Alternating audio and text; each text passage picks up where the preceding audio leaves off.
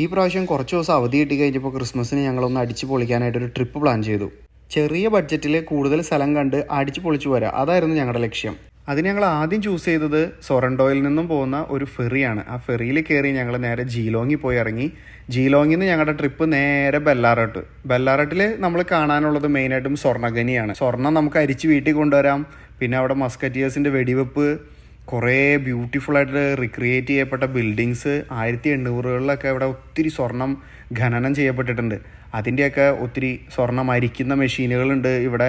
അതുപോലെ സ്വർണം ഉരുക്കി ഒഴിച്ച് കട്ടയാക്കി അതിൻ്റെ പ്രോസസ്സൊക്കെ നമ്മളെ കാണിച്ചു തരും.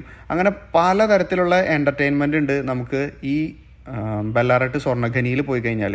കുട്ടികൾക്ക് കുറേ activities, candle dipping, candle colouring, അങ്ങനെ പലതരത്തിലുള്ള ആക്ടിവിറ്റീസൊക്കെ ഉണ്ട്.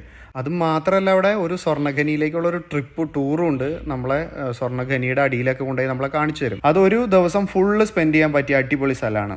അതൊരു വൈകുന്നേരം 5 മണിയോടുകൂടി ക്ലോസ് ചെയ്യും. പിന്നെ അവിടെ നിന്ന് നമ്മൾ നേരെ പോകേണ്ട സ്ഥലം എന്ന് പറയുന്നത് മൗണ്ട് ഗാംബിയർ ആണ്.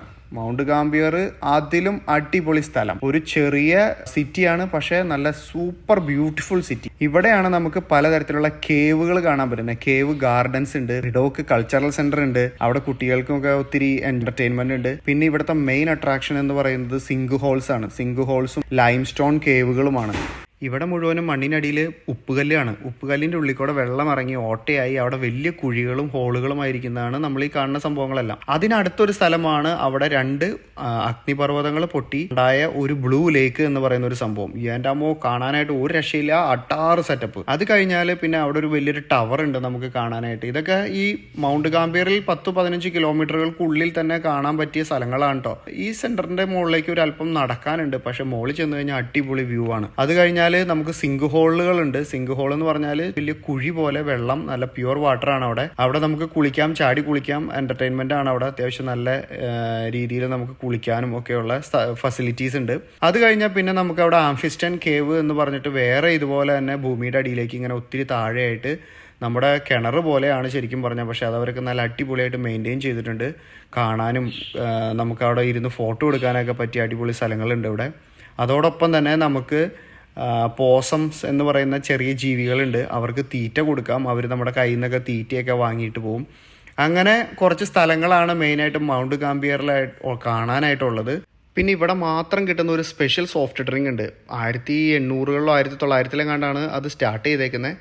ആ സ്പെഷ്യൽ ഡ്രിങ്ക് ഇവിടുന്ന് വാങ്ങാനായിട്ട് മറക്കരുത്. ഞങ്ങൾ 2 രാത്രിയാണ് ബേസിക്കലി മൗണ്ട് ഗാംബിയറിൽ താമസിച്ചത്. അത് കഴിഞ്ഞ് ഞങ്ങൾ നേരെ പോയത് 2 അവർ ഡ്രൈവ് ചെയ്ത് ഗ്രാംബിയൻസ് എന്ന് പറയുന്ന സ്ഥലം. ഗ്രാംബിയൻസ് എന്ന് പറയുന്നത് വലിയൊരു ഡ്രൈവാണ്. അത് കഴിഞ്ഞാൽ നമുക്ക് മലയുടെ മുകളിൽ പോയി കഴിഞ്ഞാൽ ഒത്തിരി ബ്യൂട്ടിഫുൾ ആയിട്ടുള്ള സീനറീസ് കാണാൻ പറ്റും. പിന്നെ ഉള്ളത് ഒരു മക്കൻസി ഫോൾ എന്ന് പറഞ്ഞിട്ട് ഒരു വാട്ടർഫോളാണ്. ശരിക്കും പറഞ്ഞാൽ ഒത്തിരി നടകളിറങ്ങി സ്റ്റെപ്പുകൾ ഇറങ്ങി നമ്മൾ താഴെ ചെന്നാലാണ് ആ ബ്യൂട്ടിഫുൾ ആയിട്ടുള്ള വാട്ടർഫോൾ നമുക്ക് കാണാൻ പറ്റൂ. അത് വർത്താണ് വാച്ച് ചെയ്യാനായിട്ട്. കാരണം അത്രയും ഭംഗിയിൽ അത്രയും അടുത്ത് ക്ലോസ് ആയിട്ട് മഴവില്ലോടുകൂടി നമുക്ക് ഒരു വാട്ടർഫോൾ കാണാൻ പറ്റില്ല. ടോട്ടൽ 3 ദിവസത്തെ ട്രിപ്പിൽ ഞങ്ങൾ ഒരു ദിവസം ബെല്ലാറട്ടും, ഒരു ദിവസം മൗണ്ട് ഗാംബിയറും, ഒരു ദിവസം ഗ്രാംബിയൻസും ചെലവഴിച്ചു. തിരിച്ച് ഞങ്ങൾ ക്രാൻബണിലുള്ള ഞങ്ങളുടെ വീട്ടിൽ വന്നു. അടിപൊളി ട്രിപ്പായിരുന്നു, വളരെ ബഡ്ജറ്റ് ഫ്രണ്ട്ലി ആയിരുന്നു. ഫുഡെല്ലാം ഞങ്ങൾ ഇവിടെ നിന്ന് പോയപ്പോൾ പാക്ക് ചെയ്ത് കൊണ്ടുപോയി.